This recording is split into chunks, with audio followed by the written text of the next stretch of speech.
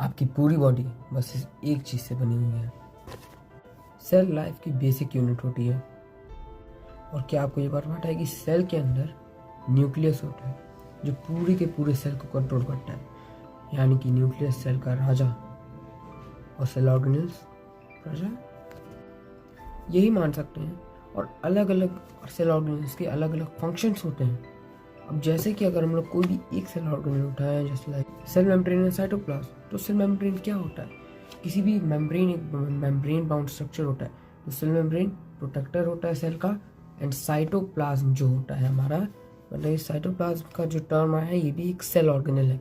अब साइटोप्लाज्म क्या होता है? हमने जाना होगा कि आप लोगों को पता होगा कि हमारी बॉडी में इंपॉर्टेंट रिएक्शंस होते हैं।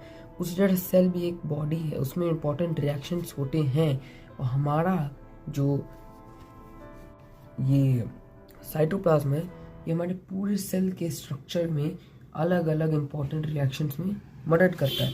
यानी कि हर एक रिएक्शन जो हो रहा है उस सेल में, उसका जिम्मेदार ये हमारा साइटोप्लाज्म। और पता है, कुछ ऑर्गेनिज्म में सिर्फ एक सेल होता है, कुछ, बट आपको शायद ये बात पता होगी, या फिर पता होगा तो ठीक है, लेकिन ह्यूमंस में ट्रिलियंस ऑफ सेल प्रेजेंट होते हैं। I am again saying trillions of cell present होते हैं ह्यूमंस में, यानी कि आप में, मुझ में और किसी थर्ड पर्सन में भी ट्रिलियंस ऑफ सेल प्रेजेंट होते हैं।